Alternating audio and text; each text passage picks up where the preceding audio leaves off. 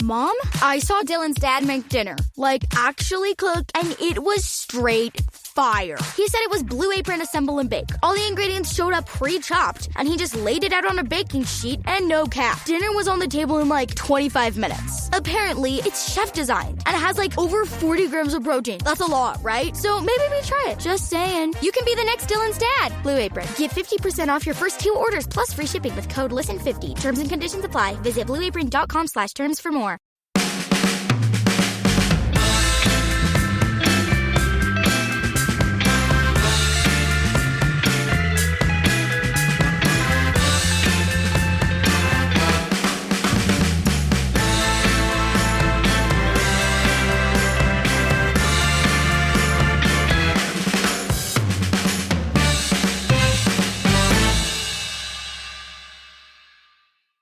All right, Daniel, we've just seen United beat Aston Villa for the second time in a month. Pretty good. How are you?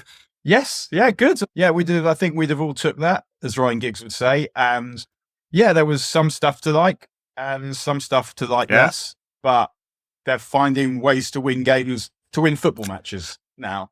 That's an improvement, isn't it, on not winning them? I believe so. As my deep analysis, it was odd. Because you come in, late goal should be really exciting, is exciting. I mean, United stole that one in many ways, didn't they? But they set up in a kind of fashion that you wouldn't expect a team chasing a Champions League place to do, really, which was basically play quite deep and then hit balls over the top into the channels, which is a perfectly valid tactic against an Aston Villa side that plays very high up the pitch. And it worked for United, won the game. Yeah, I think one thing I've kind of noticed the last few games is whenever, like in the day of the game or the day before a game, like one of my mates would always send each other a message like "team today" or whatever ? And we're not doing that at the moment because more or less you know what team's going to be, and that is progress. I mean, there's obviously still issues in the team, but just that continuity of selection is. And I'm not blaming Ten Hag for the lack of it before because he kept getting injuries, but just that continuity of selection is really helpful. And because you're getting players who are building relationships with each other, but also who are probably playing under a little bit less stress and that they're more relaxed in the team, but also they know that they're in the team now and that it's not a matter of one bad half an hour. You get subbed at half time and then you're not seen for a few more weeks. So, yeah. I mean, it's also, did you hear Ten Hag gives an interview before? He's contorting himself trying to explain that actually both Maguire and Varane are the greatest left centre-back that ever lived. Yes. After the fuss he made. I mean, I didn't totally understand the fuss about that in the first place, that neither of them is a left centre-back. I mean, they both would prefer to play on the right, but we're talking about what, like 10 yards of space? And yeah, it's better. It's nice to have a left footer, but I mean, the Dutch managers love it, but it feels to me like a nice to have rather than essential. Yeah, I haven't been bought into this idea that either Maguire or Varane can't play left centre-back because of the passing angles. I do think there's a different question around United's ability to build up a little bit quickly and change the pace of that build-up. So it is very one-paced with either or both of them in the side. And that's not their fault, really. That's just the players they are. And they are not Martinez in terms of like making those angled passes through into midfield and doing it very quickly, which he does do. And United have been screwed all season by the lack of Martinez, first with that broken foot and now shattered knee, which is really deeply out. It's like torn on the meniscus. It's only a flesh wound. You'll have the opposite of the Black Knight. Yeah, so I mean that's not Ten Hag's fault. Other stuff is, and I mean I think I said on Twitter he doubled down on the thing that doesn't work, which is putting Scott McTominay into midfield. Although he didn't play in midfield, he made 4 passes in his 23 minutes on the pitch and had 1 shot, which was a goal.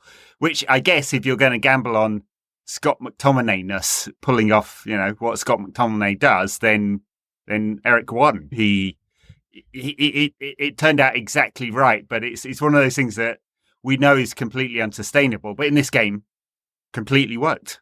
I mean, I wouldn't say necessarily it's unsustainable. Like, when he made that change, and I thought that the commentators were busy banging on about how United needed to win. I didn't think that. We needed to not lose. But would you back United would you back against United? What would have the gap been with a draw? Would it have been 9 points? Like, obviously it's good that we won, but I think that we might have been able to close that gap with a draw. Probably not with a defeat, but I thought that when he brought McTominay on, I thought the reason he brought him on was because we needed something in midfield.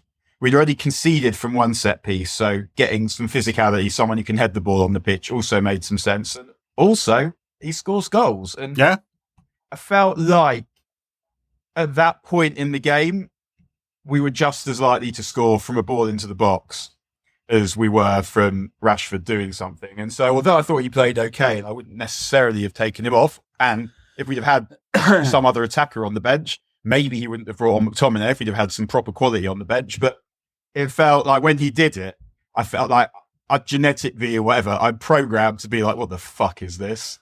But because I want United to win games, playing great football, blah, blah, blah.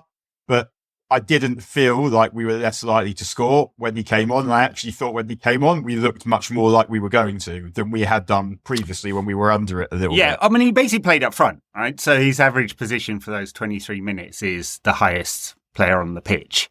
And so that's the gamble. There's the gamble was that he is the man who's going to get in the right positions to score a goal. It wasn't, as Gary Neville said, to come on and try and get some control over the game. United didn't try and control the game. They just sat deep and narrow for that last 20 minutes, which is a perfectly valid tactic. It's not one that wins you leagues, or at least hasn't been since Blackburn won in 1995. But that's where we are at the moment. We're a very inconsistent side that's not playing great football, and Ten Hag is a pragmatic manager who's doing what he can. And the fact is, there's 4 wins in a row.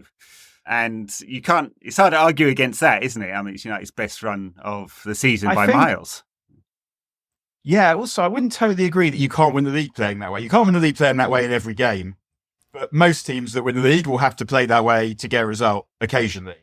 So having the ability to do it is actually quite useful. And I thought that one of the things that I've been pleasing me the last few weeks is we're not boring anymore. It's like we were involved in some fucking stinking games this season, some all right ones as well. Often that ended up with us getting beat. But I felt like we got to a point in the last season where United went to try and win every single game. And if it was crap, it wasn't because they were trying to make it crap on purpose, which 3 of the 4 post-Fergie managers were literally doing on purpose. And it is now the case that we're starting to participate in some actual fucking football matches. And that is really pleasing. And you can see in the process that it's building the team spirit and the mentality, that the way not just they're celebrating their goals, but the way they're celebrating their defensive actions. When did this become a word? Like, I guess, is it one of the words that was basically brought into football by people speaking a second or a third language?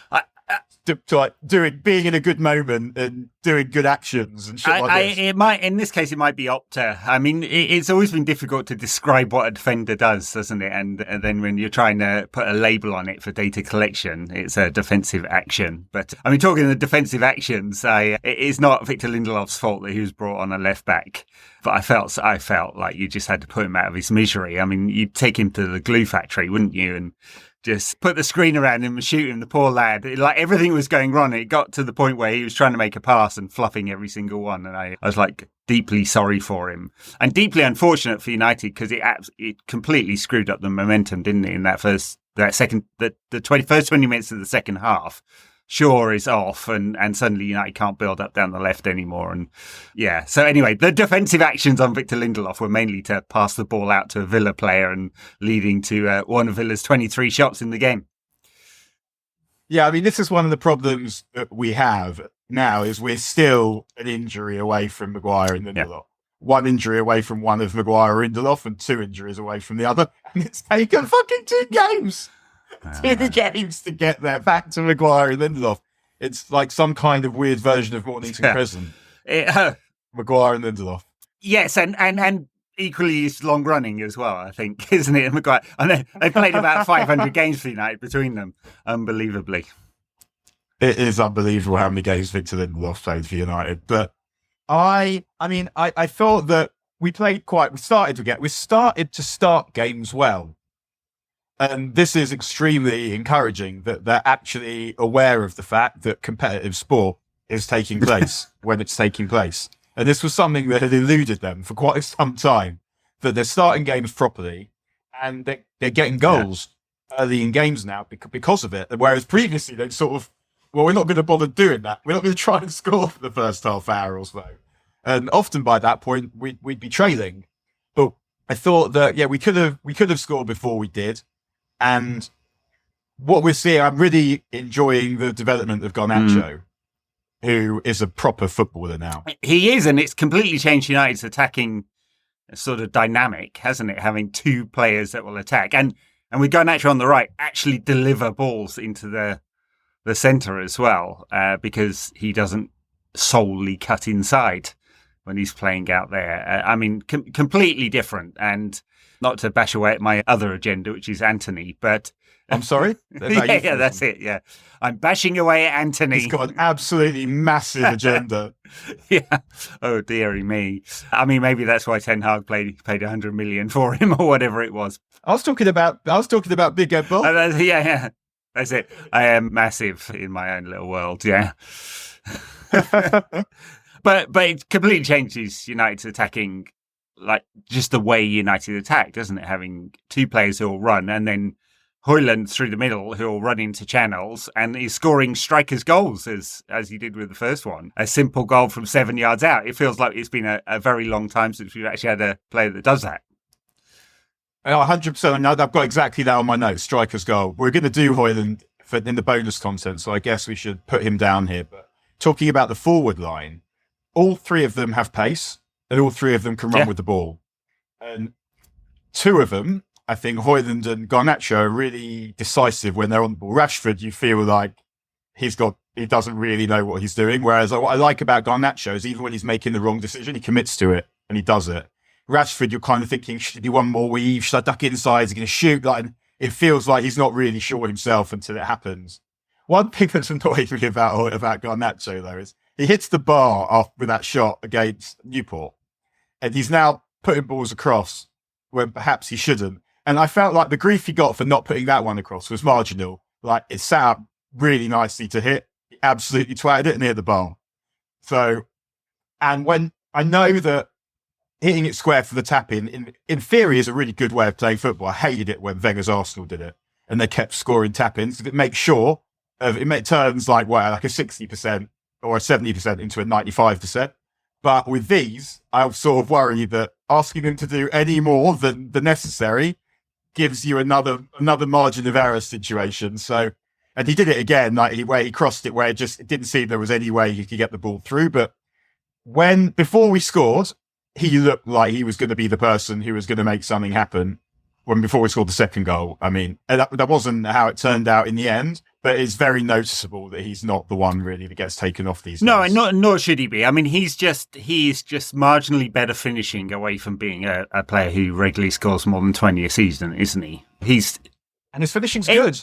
I quite like his finishing. There's just some inconsistencies. I mean, today, a couple of chances came when he switched back over to the left. Oh, that was annoying. The one where he dips back back inside, but there was a shot that he bent just past the post, didn't he as well? And yes. It looked, but he's always composed. He doesn't even if he's doing the wrong thing, he doesn't panic, and he makes a choice and he commits to it. And that, as you say, is that's going to get him. That ability is going to get him quite a lot of goals, I think.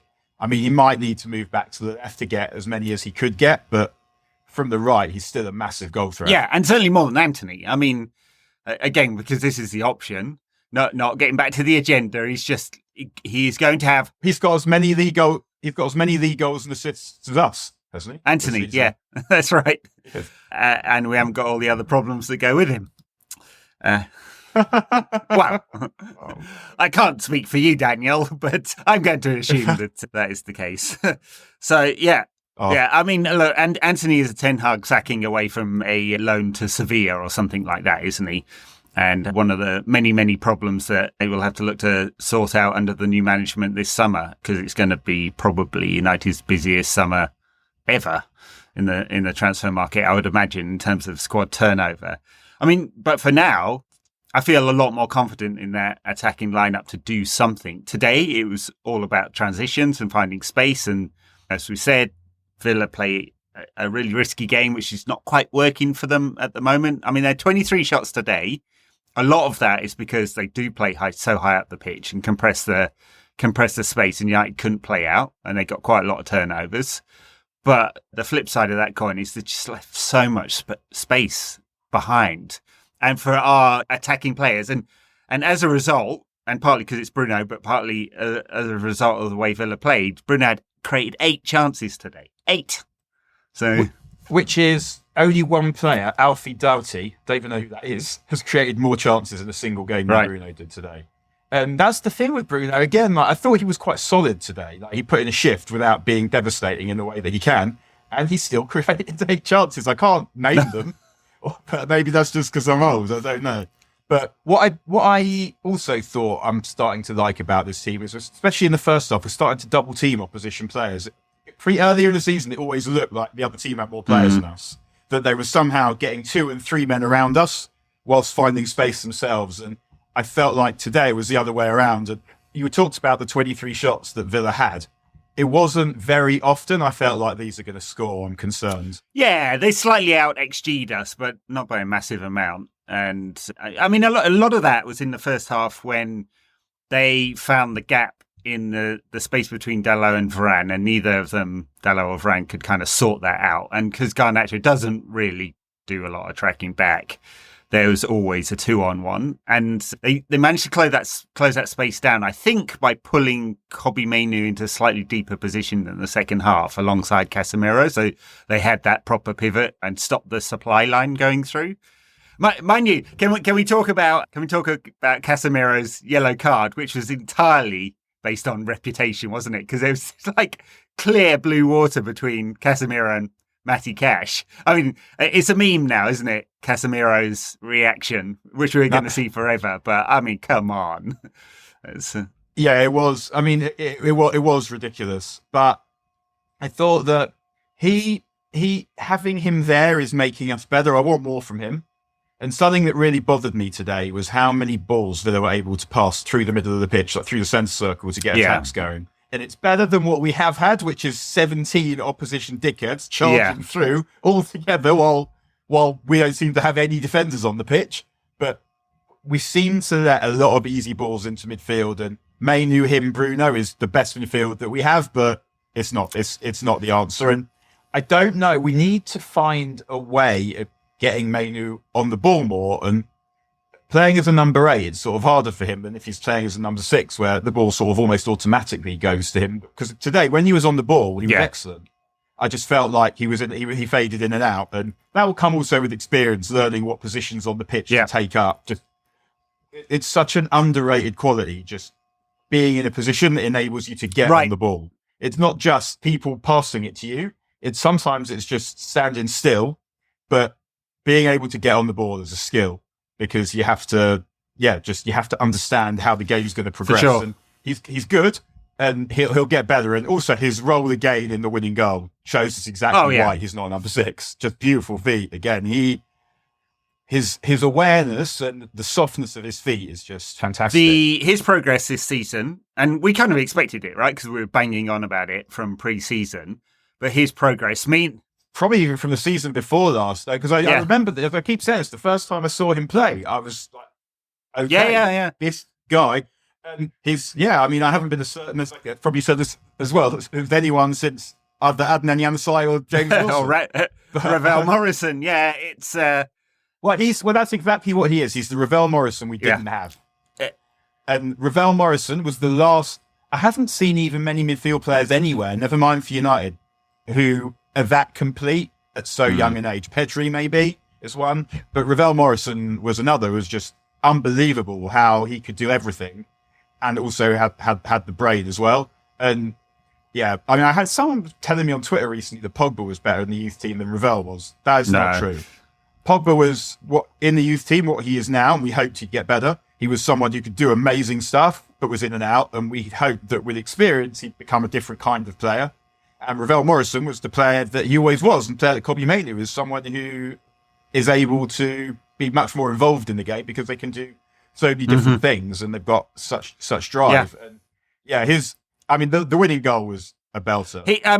It was kind of one of those goals. It's not like, oh my God, what an amazing goal, but it's the kind of goal that you never really see in the football that we'd have played in, because the actual skills are just so difficult, like cross header. Like you almost never see them at those kinds of levels, but at professional level, it looks almost de rigueur, but the execution of just those three things perfectly, the Mainoo, Dalot, and then McTominay, were just perfection, all of them. Absolutely. And I mean, it's one of the reasons why Kobbie Mainoo has such a high ceiling. I mean, just executes everything absolutely brilliantly. I mean, I think you're right. He will get... Are you calling him a short ass? Yeah. I think you're right. He will get increasingly... I mean, he had like 50-something touches today. As he understands space better, he's going to nudge that up to 100. We haven't had a midfielder that is able to regularly get 100 passes in a game since Michael Carrick.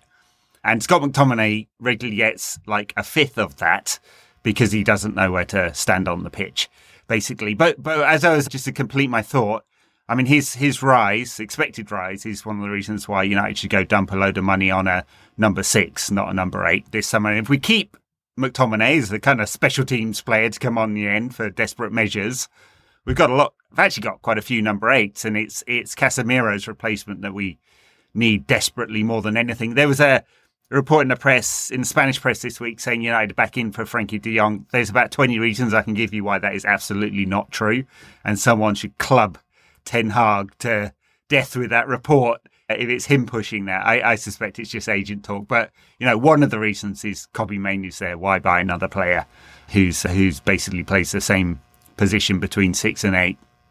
And yeah, I mean, I think if you're getting Frankie, if you were, then I would feel like you probably got to get rid of Bruno. Yeah, maybe the case. Yeah. If you were, I mean, I'm sure it's nonsense, but I just seeing as... Because if you were to have, if you're getting Frankie and Mainoo and they're your 6 and your 8, then you're a possession team. Yeah. And it may be that you could have Bruno as a 10 in the possession team, but it may also be that what you actually need is someone who runs about to that extent, but just little passes, keep him play going, and maybe it'd be more that kind of thing. But one thing that it is nice to see is also, because it should have always been like this with these players, however, whatever's going on at the back, that you now should have to score twice to get a draw against United. This team should score twice in every game, really. And it feels like, well, that they are starting to score now, and they look like they're going to score, and they look like they know how to score. That they have options and ideas. Well, it's ridiculous that Villa have basically scored 20 goals more than United. I mean, that just cannot be the case when you look at the players on the pitch. And it's taken Ten Hag a long time to work out how to get something out of these forward players. And as you said, we're going to talk about Hojlund a little bit more. But I think a lot of the fact that Hojlund's now scored, is it 5 games in a row he scored? He scored a lot anyway. And a lot of it has to do with not just his personal progression, but the way the team is set up now to be a little more attacking minded going forward and have a better balance in that forward line, and not have one of the 3 players. Well, you had one, Marcus Rashford, horribly out of form, didn't know what to do with the ball any time got it, and another Anthony who takes 6 touches and then goes backwards and slows everything down. And now you don't have that. You have Marcus in some semblance of form, and Garnacho able to deliver and create both ways, inside and out. Yeah, I think the thing with Rashford is that he's got so much natural talent that he's fast, he's strong, he can shoot, he can go both ways, he can see a pass, not always, but when he does, but he can see a pass. It's more the simple stuff that he sometimes struggles with, I think. But if you put him in a good team, then that is very different. Because if you put him in a bad team, he'll end up frustrated, he'll sulk, he won't necessarily put the shift in. But if you put him in a good team that's playing well, that's getting him on the ball, like this team is now, like they're not even good yet, they're better, then he's immediately going to be a different player, just because his natural abilities are so strong that you're just, like you put a strong, fast, skillful attacker into a team that's playing well, then that would be good. And I think one of the things when I felt like we should really have made more better chances. It's just there's still that sort of lack of imprecision too often, where United had quite a lot of good situations and they didn't really make Villa defend them. There'd just be a wrong decision or a poor pass, and it won't be like that in every game.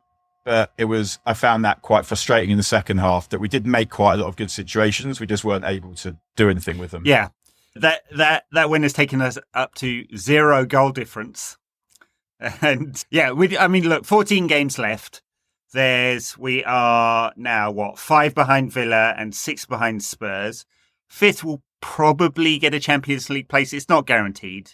I think they said on Sky it was a 70-something % chance. and it would take all of all of the Premier League's European performances to be really crappy from here on out to not keep the Premier League's coefficient. It's like, as it stands, I think it's absolutely nuts, isn't it? Sorry, just a quarter of the league going to be in the Champions. What? Yeah. It's a whole other discussion, isn't it? What the Swiss model is going to look like. I think we'll do that as a bonus content at some point. But what Swiss model? So the new Champions League format is that. That was a joke. I thought you were talking about a girlfriend you had. Yeah, Big Ed. Yeah, I don't think the wife listens to this, so it's all right. You don't think? I'm absolutely certain that my wife does. She's never professed to, so I suspect not. I know for 2 reasons. One, because I just know that she wouldn't, but also I've never had a Daniel about this particular thing amongst the many Daniels I receive over the course of an hour. Yeah, exactly. So anyway, it's not that many points to make up now. Can United get enough consistency over the next 14 games to get enough points? I mean, we're on 41. Another 30 would pretty much guarantee it, I think. 30 out of 14 games. I mean, it's doable, isn't it? We're scoring goals. I mean, and all the difficult games are at home as well. City, Liverpool, and Arsenal all at home. Hopefully, Arsenal's towards the end as well. Hopefully, they'll have won the league by then, and they'll just be on the piss. But yeah, I think that we still do have this control issue sometimes. But Villa are one of the better teams in the league. We controlled it for 20 minutes against them, and I guess some sort of credit where it's due. When they started to sort of get on top of us, we did have a period where we passed the ball quite sensibly, and it looked like they kind of understood that this was a point at which they needed to just stick in there. And they did do that for a bit. We should also, I guess, say, because he's the person who I guess I'm the most terrified about ruining it all for us is Onana. And he was good today, relatively speaking. Yeah, a couple of moments where he gave Lindelof a dodgy pass in the second half, but I made a couple of good saves, including one that was it Douglas Luiz who came through, or Ramsey, I can't remember which one, but it was an excellent save. And yes, I mean, he is terrifying because he's just not very consistent. But we talked about him a lot. That's what we're going to get from him. Yeah, that's what we're going to get from him now. But can we have some fucking passing, please? And maybe I'm sure this isn't all his fault, it's the angles and whatever, but now the players in this team, I mean, even without Shaw and Martinez, we should be able to see something from him. And I guess while we're on the subject of people who weren't that bad, Dalot was also quite good today, and we shouted him out last week as well. He's been quite good the last few weeks, and I think this is another example. It's not the same as what I was saying about Rashford, but it's not dissimilar that if you're quite good, you can have a player who isn't the class of what you would ideally want, but who can do some stuff, and then it won't look dreadful. Mm-hmm. Whereas when you're crap and you've got a player who you think isn't good enough or isn't ready or is in bad form, then it will look appalling. Whereas Dalot's been good the last few weeks, and he has some abilities. And still, it seems unlikely he's ever going to be quite good enough, but he's playing with confidence, and He's got a real good desire. I think there's a lot of improvements he's made to his game this season. Mostly on the possession side of things. I think he has become a real factor in how United build up and move through midfield. He gives United both an option on the outside, but he's perfectly able to invert. And the things that freaked me out when I watch him in the team. Exactly what we saw in the first half, right? He just didn't know how to well, he didn't work out. He just needed to come inside a little bit more, and just close down that space, because Villa had 3 or 4 good opportunities in that first half because he didn't do that. And partly that was Garnacho's fault for not covering at all. He's perhaps, I mean, we don't know, but he may also have been told to kind of try and stay wide. I mean, we never quite know what the instructions are. So, but I mean, he should be quite. He's physical. He's big and he's quite strong. He's quite fast. He's quite good on the. Yeah, he can do some really good stuff with the ball. We've seen him score some great goals. So, I think with him, with basically most players that have grown up of his age or whatever, they're all going to be good on the ball to have got to this level. It is never going to be anymore. But you've got donkeys in the team, really proper donkeys, and so the thing that would end up separating the best from everyone else is consistency. And consistency is not just a technical thing; it's a mental thing as well. And it is. I mean, he just having better players around him, having the same players playing near him all the time. Yeah, and United winning is helping him. And even before the cross for the goal, which was excellent, like as McTominay said in his interview afterwards, he's just like, he said the cross was so good. Basically, he just had to hit him, make sure that it hit him, and it would go in if it was on target. But yeah, he's not someone I now see the team, and I think, oh, for fuck's sake, man. I don't know if we've seen any post-match reaction from Ten Hag on what happened with Luke Shaw, but talking about the other fullback, if he's out for any length of time, that's going to be a major blow. I mean, Dalot at the moment is the only fit fullback, because I don't know when Malacia's coming back, if he's ever coming back. Not even sure what his problem is. I don't think the club have ever said. Carl Anker says Luke Shaw's taken off at half-time as a precautionary measure. Hopefully. He's got a week until the next game. Hopefully they're just being careful with him, as they should be. Does seem slightly strange that as fairly crap as Sergio Reguilon is, that United let him go, basically to save money, right? With no return in sight for Malacia. I actually think that Brentford's quite a good place for him, because he'll get to play wing-back quite a lot of the time.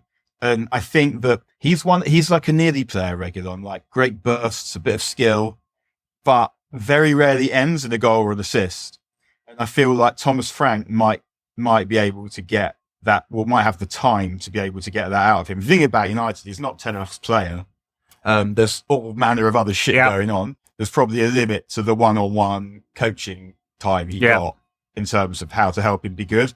I wouldn't be surprised if Thomas Frank turns him into a really good player. Yeah, we'll see. It was quite funny this week since we're on him. Did you see Michael Owen posted a picture of him with his now 18-year-old son saying, "Congratulations, son, on turning into a man." And he's an absolute spitting image of Sergio Reguilon. And Reguilon posts, "Dad?" ? Yeah. Just perfect. Yeah. That was funny. I did see that. Yeah. Yeah, it is slightly odd, the decision there. I mean, I guess United will, because they negotiated so hard to get that out clause, that they expected Malacia to be back by now, and he's not. And I guess we don't know why. But at least Amrabat is. Oh yeah, thanks. That's awesome. The 10 million United spent on that loan is looking great value for money. Do you know what I noticed about Amrabat? That's so fucking bizarre. It's so uninteresting. I noticed he's got a quite similar shaped top of head to David Tennant from Pet Shop Boys. I'd never made that connection, but yeah. There you go. You're Googling it now. I will do that as well. Yeah. No, I'm Googling it because I'm just saying, why did I call Neil Tennant David Tennant? We're kind of ruin my own. I can't really call that a punchline, but it's basically like an elongated head with like flat desk on the top. And I didn't notice that Sofian Amrabat had that, but I did notice today. I mean, the bald mafia at United is a real thing. Ten Hag, Mitchell van der Gaag, Amrabat, David Brailsford. Like, it's fully taken over. Like, what's wrong with hair, lads? Anyway, where does this leave United now? I mean, those 3 games, if you took Liverpool, Arsenal and City and just said, okay, we lost all 3 of those, that probably means United have to win 10 of the other 11, which is perfectly possible. I don't think we will. I don't think we will lose all those games. So, no, I'm just saying you could throw them away. Take the old Sam Allardyce sort of gold, silver, bronze approach to games and say, yeah, chuck them away. And can United win 10 of the other 11? And I remember the thing that, do you remember when Neil Warnock was bitching about United resting players for the cup final when we lost to West Ham that time and Tevez scores in the game? I think Ronaldo, lots of good players played in that game. And what had happened earlier in the season that no one ever said to Warnock was Sheffield United had come to Old Trafford and basically thrown the game. So they'd done what United did, but with a live game without cup final coming up. They're basically like, we're going to lose this anyway. So they picked mainly the reserves. And United with routine 2-0 or whatever it is, I think it was. And Neil Warnock. But he's just gone to Aberdeen. He has, yeah. Which is tremendous. I mean, I love people that love football like that. He'll just keep coaching until he drops dead, won't he? It's just like, just the addiction to the buzz, like Roy Hodgson as well. Like, I mean, we're not congruent on necessarily many football related things, but not least when he said something like his record in Sweden was like made him like Alex Ferguson, and that it wasn't really fair that no one talked about it. But that was also 75 years ago, before we were able to see any football outside of these shores. It was just after. Well, it was after he played in apartheid South Africa, but it was he just the addiction to the buzz of football. Like, he just loves football, Roy Hodgson. So yes, he's still doing it, and he's getting dogs abuse off the Palace. They hate him. He's still doing it, and he's still doing it. Yeah, I mean, it must be frustrating for them because they'll do well to have Eze and Elise next season, and they're having a bit of fun with them, but a better manager would get more out of them for probably the final 12 months that they've got. Yeah, it's slightly off topic, but they do have some problems because John Tester basically can't afford what he took on. I mean, he bought Palace, or a majority share in Palace and in Lyon, and he's having an awful lot of financial trouble and may be forced to sell some of his assets in Lyon. And nothing to do with UEFA and multi-party ownership or anything like that. He just can't afford it. And so we'll see what ends up happening with Palace and whether he's able to sort his financial situation out. But it looked like they, as a club, were trying to move to buy young, improve players and build a dynamic club like that, more of the sort of Brighton model. But then they decided to go back to Roy Hodgson, which is one of the weirder choices. Well, it was because they were trying to save themselves from relegation. I mean, it didn't feel like they were ever going to go down, but that's what. I mean, and I guess they'll get rid of Roy Hodgson at the end of the season. But most clubs are going to pursue that method now. Mm-hmm. What we're going to see increasingly, I think, is clubs producing their own players much more so than before, because there are so many more good players in the world now that every club can get good players when they're young, develop them, and get them good enough for whatever the level happens to be, because there are just so many of them around. They're not really people doing because it's the right thing to do or anything. It is a bit cheaper. You just take a massive trawl of kids, all the good kids in your area, and there'll be loads of them if you're in a big city, and some of them will be good, and a few of them will be good enough. And United's under 18s, they drew at the weekend 2-2 with Derby, but I think they'd won like 10. That was the first points they dropped this season, or something ridiculous. But there are players in that team that will probably play for United, and it feels like you can say so with more certainty than ever before. Whereas when you look back to the Fergie years, I mean, almost no one really, apart from the class of 92. Then between the class of 92 and the end, you've got Darren Fletcher, John O'Shea, who they signed, so he doesn't even really count, and Wes Brown. And after that, is there anyone else? I think no, Ravel didn't make it. Well, Lingard, Welbeck, Pogba. Well, yeah, all right. Well, Pogba. Yeah, so sorry, I'm talking out my arse. But yeah, Welbeck, Lingard, and Pogba. Lingard, and McT since then. But, I mean, Lingard's not Fergie year. Lingard made his debut under Van Gaal. So actually, I'm less of an arsehole, marginally less of an arsehole than I thought. And who were the others? Pogba. Yeah, Pogba's not Fergie either. He leaves. Yeah, I was right. Yeah. Needless to say, I had the last laugh.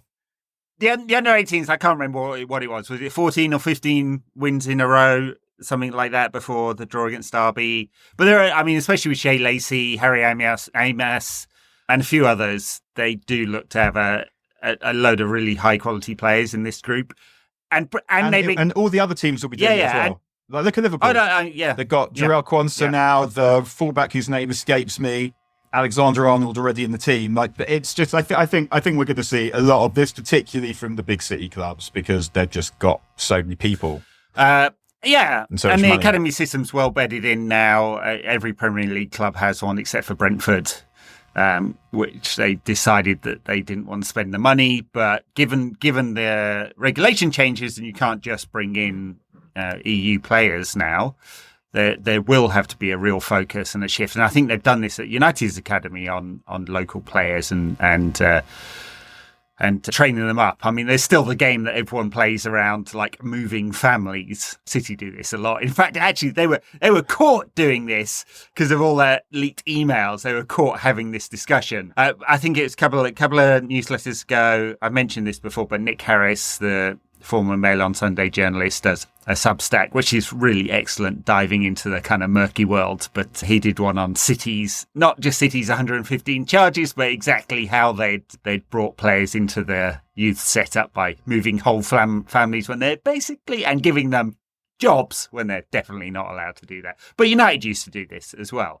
Beckham's family would move up to Manchester and suddenly had an admin job or something like that. I mean, I may be talking on my arse with Beckham, but that kind of thing kind of basically happened on a nod, wink, wink. I mean, it predates now. Like Matt Busby was not keeping the rules when he was recruiting babes. True. I mean, I don't care that much about that stuff. It's not. It's the stuff that perverts the course of competition.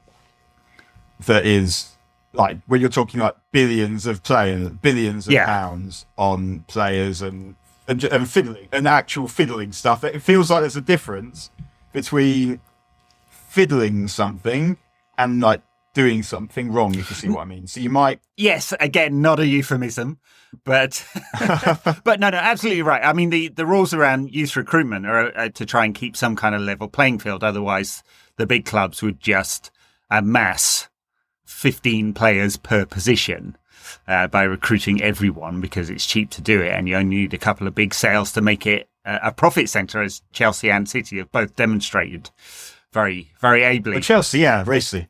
Basically running two businesses, Chelsea, previously, were a talent business and a football team. Yeah, absolutely.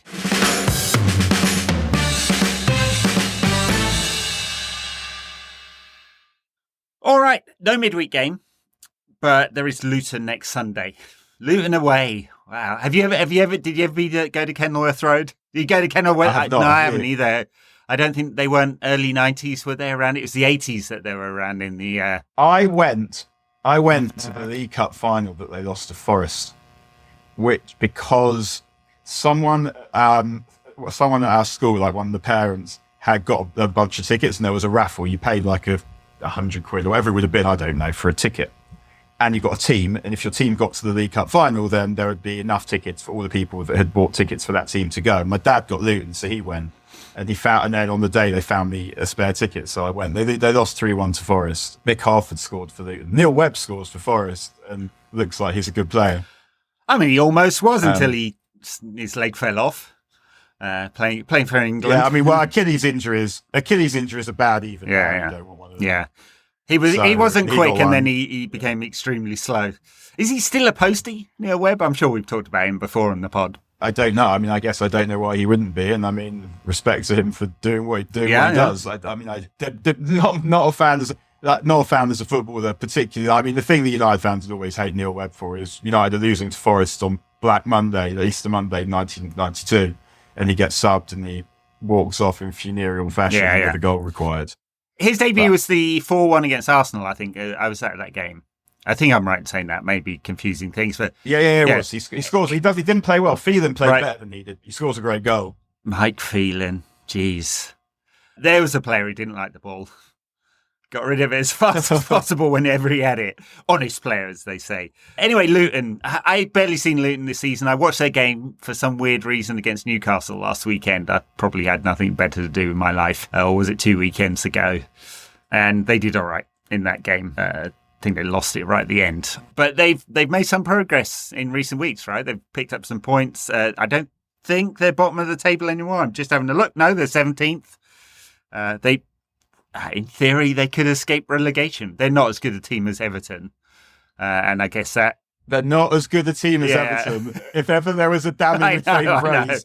And I suppose there's still that kind of appeal that Everton are going to try and make against their first set of charges. So I think I always felt that Luton were the most likely of the promoted teams to stay up. I think I wrote it. I think you could, because I thought just always was interested to see what happened because the way that they play. I watched them like they just long balled Sunderland out of the playoff semi-final, and so I thought that they might get enough points at home to stay up, and they might. I mean, they're obviously helped by the fact that the other two promoted teams are completely whack, so there are already 2 places that are gone. I mean, it's a game that screams Harris Maguire, isn't it? United. I mean, I tell you what, United are. I mean, I do worry from set pieces, but they were winning aerial duels against Villa. What was also meant to say early was the delivery from set pieces was good, and it's not often so. Scored from a corner, basically. We could easily concede twice against Luton, but it would be surprising if we couldn't score at least They've twice. scored the same number of goals as us, 33, but 10 of them are from set pieces, so that would point to a strength. Which is one of United's weaknesses. So, yeah, definitely concerned there.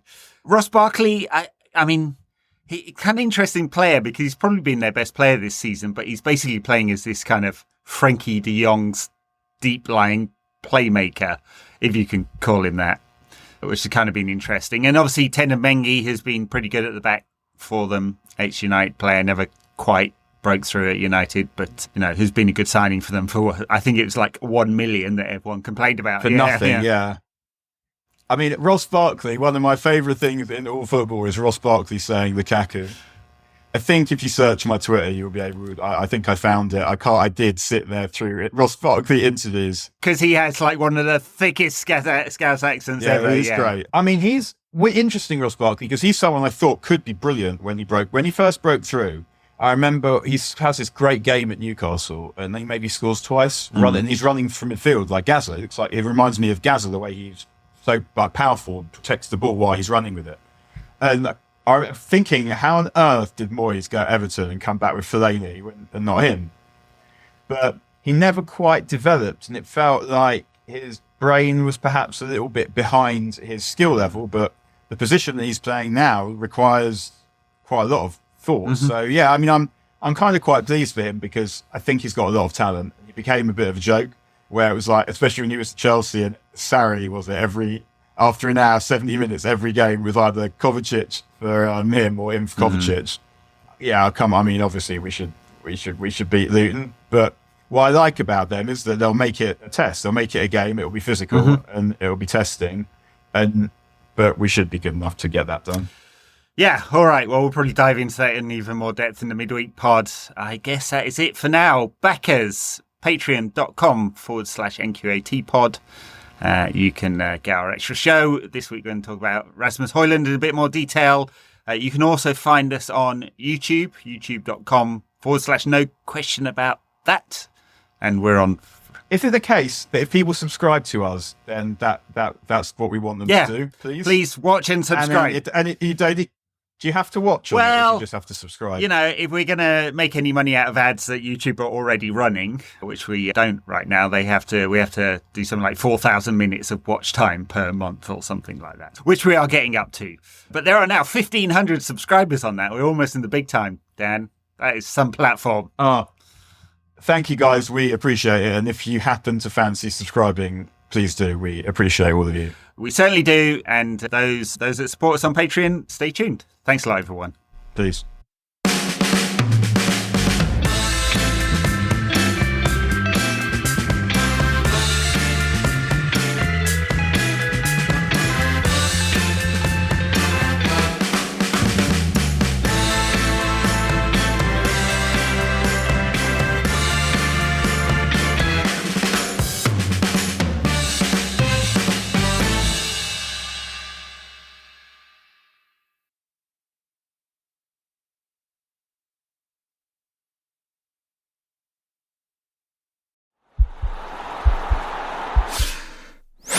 This podcast is part of the Sports Social Podcast Network.